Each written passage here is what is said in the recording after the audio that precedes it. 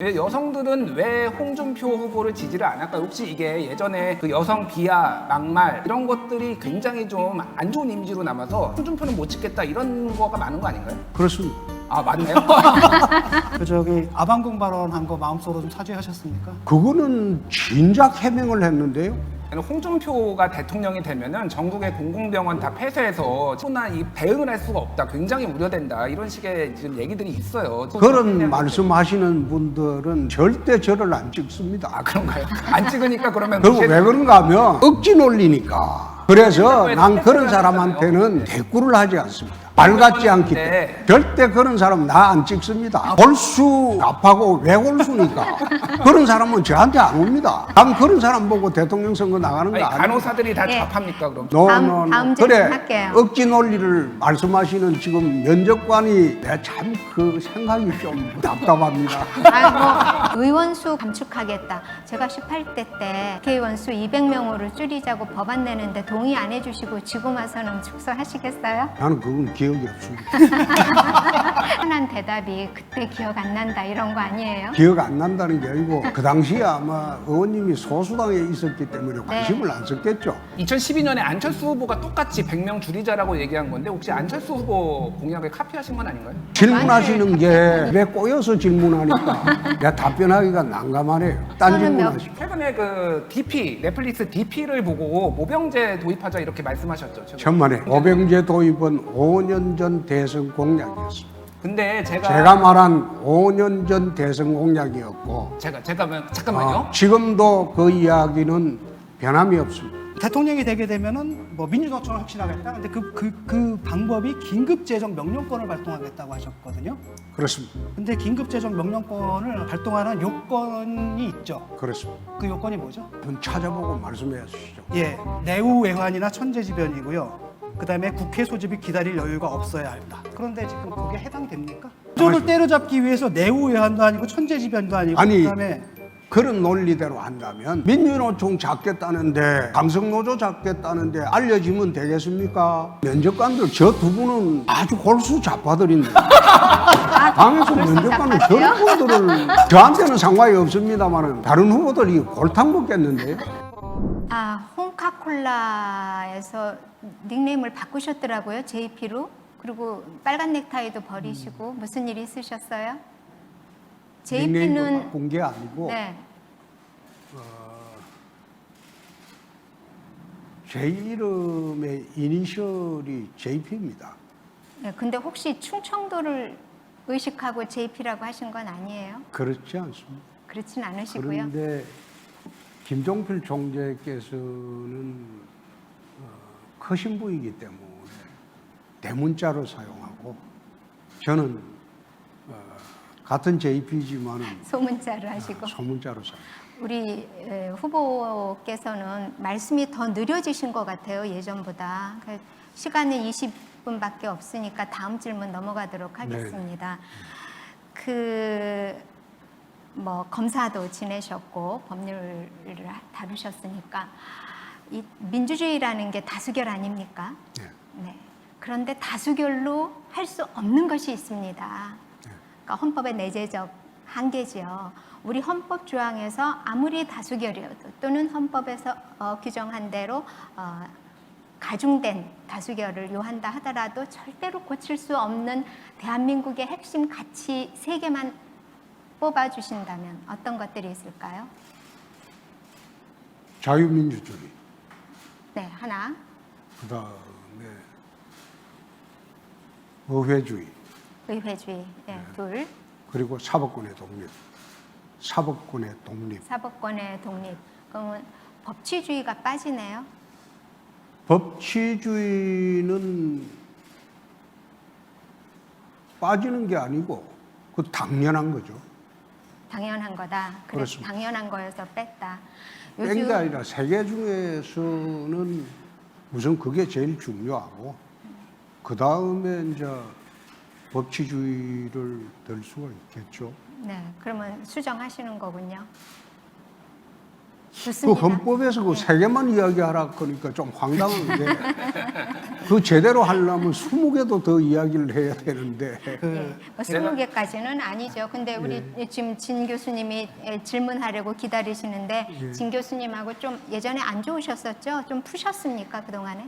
그런 거 없습니다. 그 후로 뭐 대담도 하고 없어요? 그랬습니다. 그리고 저한테 진 제가- 교수 나 좀 씹어줘 이러셨잖아요. 선생님, 제가 먼저 좀 질문 아, 예. 먼저 할게요. 예. 홍 후보님 최근에 이제 상승세가 굉장히 눈에 띄는데 그 남성들 지지율을 보면은 남성들의 지지가 굉장히 높아요. 아시죠 그거? 네. 상대적으로 그렇다 얘기는 거꾸로 보면 여성들이 지지를 안 한다는 얘기입니다. 왜 여성들은 왜 홍준표 후보를 지지를 안 할까요? 혹시 이게 예전에 그 여성 비하, 막말, 발언, 뭐 입에 담기도 그렇지만 뭐 돼지발정제, 뭐 이런 자서전에 이런 것들이 굉장히 좀 안 좋은 이미지로 남아서 차마 홍준표는 못 찍겠다 이런 거가 많은 거 아닌가요? 그렇습니다. 아 맞네요. 그러니까 제가 이어서 좀 질문을 드릴게요. 너무 쉽게 인정을 하셔서 예전에 자유한국당 당대표 하실 때 류혀의 최고위원하고 설전이 있었잖아요. 그때 기억하십니까? 류혀의 최고위원하고 성희롱 논란이 있었잖아요. 그때 그거는 근거 없는 예, 낭설이죠. 그러니까 제가 좀 설명드릴게요. 근데 그때 24년간 성희롱을 한 번도 안 했다 페이스북에 그렇게 쓰셨어요. 네. 근데 2011년에는 경향신문 여기자한테 너 진짜 맞는 수가 있다 이렇게 얘기를 했고요. 그때 당대표 선거 나갔는데 나경원 후보한테 거울 보고 분칠이나 하는 후보는 안 된다 이렇게 얘기를 했고요.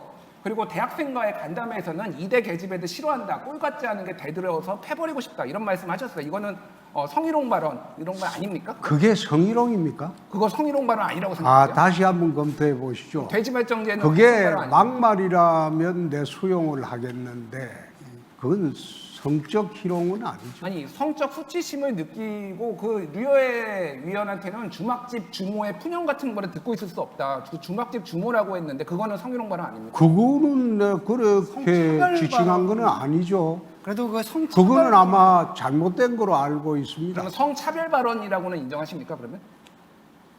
유해인가 그 사람을 지칭한 발언이 아니었습니다. 아니 그때 주막집 주모의 푸념을 들을 수 없다라고 류여의 최고위원 얘기를 하셨잖아요. 아니 그건 아니죠. 그건 무혐의 처분됐습니다. 아니 아니 그 별도의 성희롱 지금- 발언이 있었고 나중에 그 아니 얘기를 들을 수 지금 없다. 말씀하시는 게 어떤 의도로 말씀하시는지 내가 알겠는데 그 사건은 무혐의 처분이 됐습니다. 자, 성희롱 한 일이 없다. 예. 그 발언 한 일이 없다고. 요번에 그 노무현 그거는 무혐의 처분이 됐는데 그걸 자꾸 시비를 거니까 내가 어처구니 없죠. 요번에 노무현 대통령 그 참배하셨죠? 그렇습니다. 그 저기 아방궁 발언한 거 마음속으로 좀 사죄하셨습니까? 그거는 진작 해명을 했는데요. 그거는 제가 아방궁 발언을 하게 된 경위가 노무현 대통령 집을 두고 한 게 아니고 그 주변에 퇴임을 앞두고 국비 지방비가 들어간 게 한 1,000억 가까이 됐다. 그래서 아방궁 발언을 했는데 실제로 가보니까 아니었다. 그래서 사과 발언 다 했습니다. 예. 그리고 경남지사 할 때도 참배를 했습니다. 예. 진주 의료원 폐쇄권에 대해서 좀 말씀드리겠는데 그 폐쇄하셨잖아요. 그랬는데 진주 의료원이요. 네. 그랬는데 이번에 이제 코로나 사태를 통해 가지고 사실 그 공공의료 기관이 지방에도 필요하다는 사실이 드러났고 그래서 진주 의료원을 폐쇄했던 것에 대해서 사과를 하라 이런 얘기도 있거든요. 그것도 어처구니 없는 이야기가 진주 의료원을 폐쇄를 한 것은 의료원을 폐쇄를 한 것이 아니라 의료원으로서 기능을 상실했기 때문에 더 이상 둘 수가 없다. 그래서 정리한 것이고 이번에 코로나 사태 대비해서는 제가 마산 의료원을 새로 신축을 했습니다. 경상남도에 도립의료원을 대규모로 거기에 음압병동을 8개를 새로 설치했어요. 그래서 이번 코로나 사태에 대구의 중환자도 마산 의료원에 그 이송해서 치료를 다 했습니다. 오히려 코로나 사태 때 제가 지사할 때 만든 마산 의료원의 음압병동 때문에 훨씬 덕을 봤죠. 그거는 일방적인 주장입니다. 관련된 질문인데 제가 보건의료 쪽 분들한테 얘기를 들으면 홍준표가 대통령이 되면은 전국의 공공병원 다 폐쇄해서 지금 코로나 환자의 80%가 공공병원에서 하고 있는데 이게 지금 코로나 이 대응을 할 수가 없다. 굉장히 우려된다. 이런 식의 지금 얘기들이 있어요. 지금 진주 그런 말씀하시는 분들은 절대 저를 안 찍습니다. 아 그런가요? 안 찍으니까 그러면 그리고 왜 그런가 하면 네. 그거는 억지 논리니까. 그런 억지를 부리는 사람들은 선거 가면 죽었다 깨도 저를 그러니까 안 찍습니다. 경제성이 그래서 필요해서 난 그런 패스를 사람한테는 하잖아요. 네. 대꾸를 하지 않습니다. 그러니까 말 같지 않기 때문에. 경제성이 중요한 게 아니라 언제든지 이렇게 활용하라고 팬데믹 상황에서 이렇게 한 건데 경제성이 없다고 지금 폐쇄를 잘못 말씀하시는 게 진주 의료원 폐쇄할 때는 경제성 문제로만 폐쇄한 게 아닙니다. 의료원으로서의 기능을 상실했기 때문에 계속 둘 수가 없다는 겁니다. 그래서 폐쇄한 겁니다. 2009년 신종플루가 왔을 때 진주의료원에서 11,200명을 진료했고 498명을 치료했거든요. 그다음에 지금 병상 한 개당 인구수가 서울이 3,758, 전국 평균이 4,104명이거든요. 한 개당. 그런데 경남은 얼마인 줄 아십니까? 네? 경남의 병상 한 개당 담당해야 할 인구수. 그거는 그 당시에 서부 경남 같은 경우에 보건복지부가 발표한 것은 의료 과잉 지역으로 발표를 그래서 했습니다. 거기가 경남 같은 경우에 11,280명이거든요. 그러니까 전국 평균의 3배에 가깝습니다. 근데 그게 상당 부분 진주 의료원을 폐쇄한 데서 발생한 효과다. 진주 의료원 폐쇄 가지고 자꾸 그런 식으로 네, 다른 질문 할게요. 좌파적 네. 사고로 주장을 하시는데 그거는 이미 대법원에서도 내 그래서 소송을 내버리나 했고 네, 다른 질문 할게요. 그 당할 만큼 네. 다 당했는데 그게 네. 사실상 진주 의료원 폐쇄를 잘못했다고 주장하는 사람은 내 앞으로- 대통령 선거 나오면 절대 그런 사람 나 안 찍습니다. 앞으로 신종 코로나가 그건 외골수니까. 오케이, 다음 질문 할게요. 골수 좌파고 외골수니까 그런 사람은 저한테 안 옵니다. 난 그런 사람 보고 대통령 선거 나가는 거 아니, 아닙니다. 간호사들이 다 예. 좌파입니까 그럼? 자, 노, 다음, 노, 노. 다음 질문 그래 할게요. 억지 논리를 말씀하시는 지금 면접관이 내가 참 그 생각이 좀 답답합니다. 국민 여러 의견을 뭐 대변하시는 측면들도 있으니까 다음 국민 질문. 여론을 대변하는 거는 내 받아들이죠. 네, 다음 질문 그런데 할게요. 일방적으로 편향된 시각으로 그 질문을 하니까 그런 거는 내 받아들이기 네, 어렵다. 저희가 질문하는 자. 게 상당 부분 많은 국민들이 생각하는 것을 받아. 많은 국민이 아니라 소수의 좌파들, 극좌파들이 생각하는 거죠. 자, 다음 질문 넘어갈게요. 시간이 20분밖에 없습니다. 하십시오. 정책에 대해서 제가 관심을 많이 가졌는데 정책 발표했다고 저한테 온 자료는 딱 PPT 한 장이더라고요. 그래서 제가 많이 놀랐습니다. 다른 데서 이렇게 좀 찾아보니까 부처를 축소하겠다, 의원 수를 감소하겠다, 징병제를 폐지하겠다 이런 정책을 내셨다고 하던데 맞습니까? 네. 뭘 폐지하겠다? 징병제. 징병제. 모병제. 아, 예. 그래서 잘못 알고 계신데 그러니까 그래서 정확하게 징병제를 폐지하겠다. 그렇죠? 네. 예. 그래서 제가 정확한 정책을 좀 알고 싶었는데 잘 정책 발표회 때 PPT가 딱 한 장이어서 제가 너무 놀랐어요.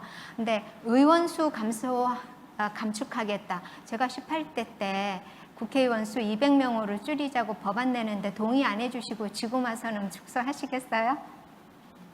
나는 그건 기억이 없습니다. 몇 명으로 축소하시겠어요?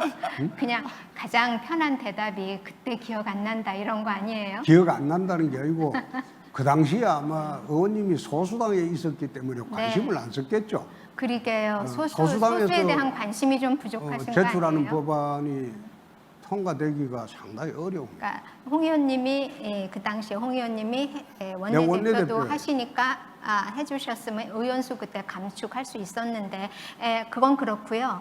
의원수를 몇 명으로나 줄이려고 하십니까? 네, 200명이라고 했습니다.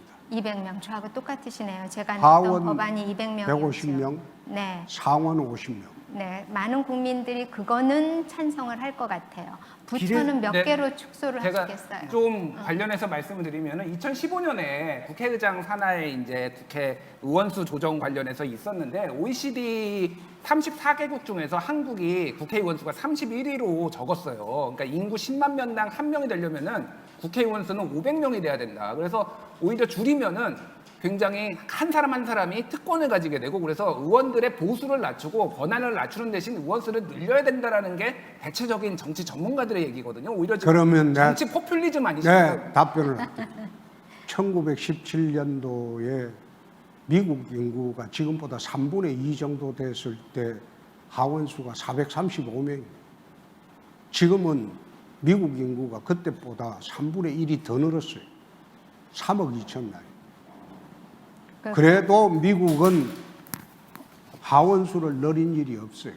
미국 기준으로 하면 우리나라 국회의원 수는 7, 80명만 하면 됩니다. 그게 2012년에 그런데 왜 국회의원을 그래 많이 늘리자고 하는지 예. 나는 이해하기 어렵다. 2012년에 안철수 후보가 똑같이 100명 줄이자라고 얘기한 건데 혹시 안철수 후보 공약을 카피하신 건 아닌가요? 제 질문하시는 게 네. 저래 베베 꼬여서 질문하니까 야 답변하기가 난감하네요. 딴 질문하십시오. 부처는 얼마나 축소를 하시겠습니까? 부처는 몇 개나 어떤 부처를 축소하시겠습니까? 부처는 여태 발표한 거는 외교와 통일부를 통합한다. 외교 그리고 통일부. 여가부와 보건복지부를 통합한다. 그리고 중소기업 벤처부하고 산업부를 통합한다. 지금은 성격이 내가 비슷한 3개만 이야기를 하겠습니다. 그 더 이상 이야기를 하면 각 부처에서 혹시 엄청난 저항이 들어오는 수가 있으니까 자, 그 3개만 예. 우선 이야기하겠습니다. 네. 비례대표제를 폐지하자라고 말씀하셨지 않습니까? 네. 그건 비례대표 네. 없애자. 그렇습니다. 지금 우리 국민들은 1인 1표가 아니라 1인 2표잖아요. 하나는 인물 투표, 하나는 정당 투표인데 만약에 비례대표를 이제 폐지하게 되면 우리는 한 표만, 그러니까 국민은 이제 한 표를 잃어버리는 거죠. 근데 이게 당시 헌법재판소에서 이게 위헌 판정이 나가지고 이 제도가 도입된 거거든요. 만약에 비례대표를 없앨 경우에 헌법재판소에서 또다시 위헌 판정이 날 수 있는 거 아닐까요? 헌법을 바꾸는 판인데 무슨 헌법재판소가 필요합니까?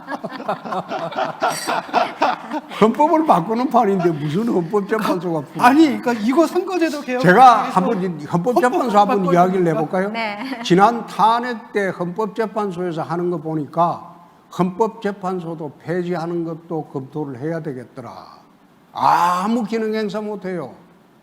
차라리 헌법재판소를 폐지하고 대법원으로 통일하는 게 어떠냐. 그 이야기도 많이 나옵니다. 지금 헌법을 폐지하는 바인데 무슨 헌법에 위반되냐. 아니 이제 국민의힘을 폐지하는 건 어떨까요? 왜냐하면 국민투표에 붙이면 압도적 다수가 찬성할 것 같은데 예? 국민의힘 자체를 폐지해 버리는 거죠. 글쎄요. 내가 볼 때는 이제 국민투표를 하게 되면 절대 다수가 찬성할 것 같거든요.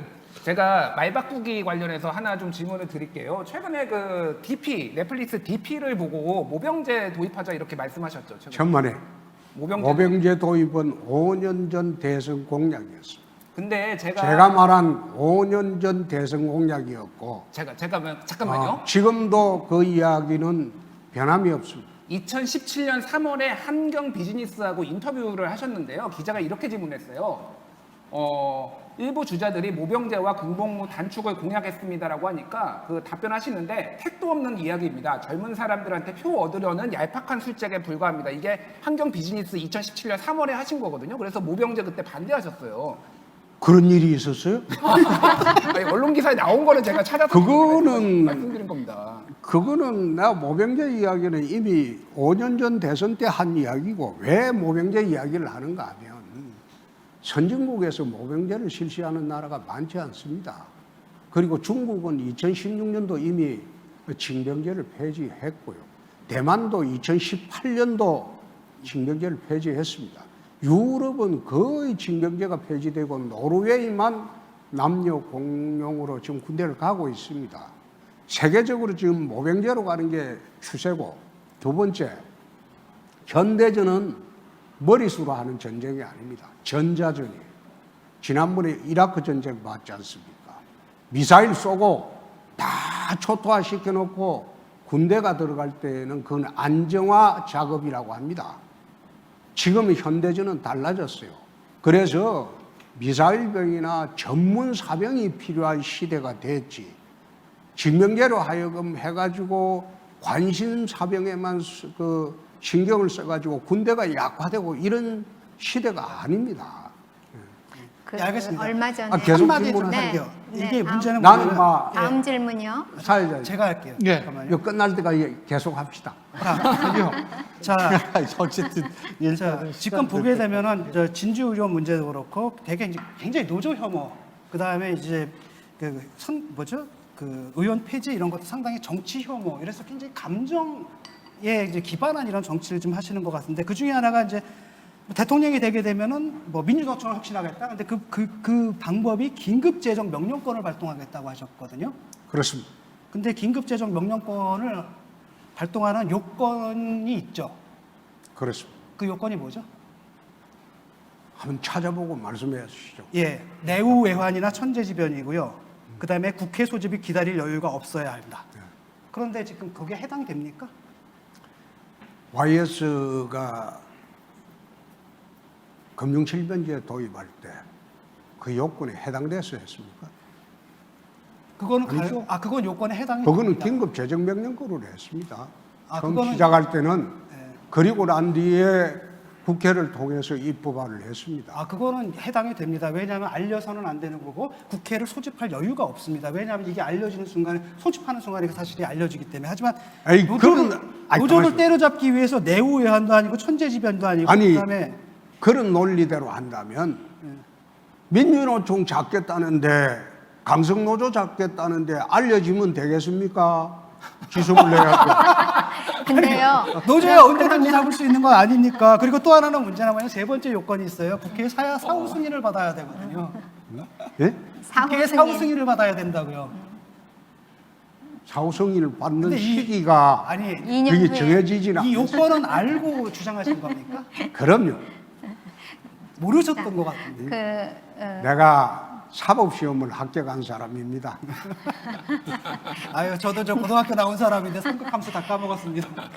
근데 어떻게 그 당에서 면접관들 저 두 분은 아주 골수 좌파들인데 당에서 면접관을 저런 분들을 면접관으로 사람들은 또 했죠? 보수를 전향했다 그건 그러시는데. 내가 참 내가 자, 저한테는 상관이 없습니다만은 다른 후보들이 골탕 먹겠는데요. 자, 다른 후보도 잘 후보자께서 간단하게 해주십시오, 박 교수님. 네, 지금 가장 중요한 숙번의 능력이 있느냐 없느냐는 우리 뭐 아주 작은 문제라고 하면 작은 문제일 수도 있는 뭐 의료원 이런 것도 있겠지만 사실은 분단 국가로서 외교 안보가 굉장히 중요하지 않습니까? 그렇습니다. 북핵 문제 어떻게 푸실 겁니까? 북한 문제요. 해방 이후의 대북 정책을 쭉 보면 이승만 정권 시대에는 반공주의였어요. 박정희 시대에는 성공주의였어요. 노태우 정권 들어와서는 북방 정책이었어요. DJ 노무현 시대 와서 햇볕 정책을 썼습니다. 예, 간단히 줄여. 그리고 문재인 정권 들어와서는 지금 논의가 되는 게 자기들은 햇볕 정책 3기라고 하지만 제가 보기에는 저건 종북 정책입니다. 맹목적으로 북을 따라가는 정책입니다. 그래서 예, 후보 그래서 시간이 다 되시면 됐습니다. 제가 대통령이 되면 제일 첫 번째 할 일이 남북 풀간섭주의를 천명을 하겠습니다. 상호 간섭하지 마자. 예, 너희는 너끼리 살아라. 예, 우리는 우리끼리 산다. 남북 상호 불간섭주의를 천명하고 알겠습니다. 그 다음에 홍보 체제 경제주의를 시간이 다 돼서요. 시간이 다 돼가지고요. 간단하게 인터넷상에 올라온 국민 질문 아니 하나만 그거 하겠습니다. 천명을 하고 22분 걸리는 거예요. 시간 좀 늦어도 돼요. 안 됩니다. 왜 해도 돼요? 나는 좀 저녁에 밤새도록 해도 돼요. 자, 간단하게 답변해 주세요. 반대편 의견을 안 듣는 것은 지금 정부와 다를 바 없는 거 아닌가요? 이런 질문이 있습니다. 예? 반대편 의견을 안 들을 것 같은 거는 지금 정부와 다를 바 없는 것 아닌가요? 이 질문이 반대편 인터넷에 언론 올라왔거든요. 듣죠. 예. 다 듣죠. 아니, 지금 좌파라고 좌파라고 몰아붙이셨잖아요. 좌파라고 골수 좌파라고 몰아붙이셨잖아요. 예. 아니 그게 아니고 베베 꼬여서 질문을 하니까 알겠습니다. 시간이 다 됐습니다. 22분. 오늘 6분 했는데 정확하게 시간 22분씩 다 했거든요. 아니, 예, 더 기계적 편편. 카메라 뭐 끄고 하시죠. 재밌어가지고. 근데 어쨌든 우리 홍준표 후보님 오늘 수고 많이 하셨습니다. 네, 고맙습니다. 수고하셨습니다. 수고하셨습니다. 아이고, 예, 지금까지 고생하셨어요. 홍준표 후보의 국민 면접 15달래면 좀. 했었고요.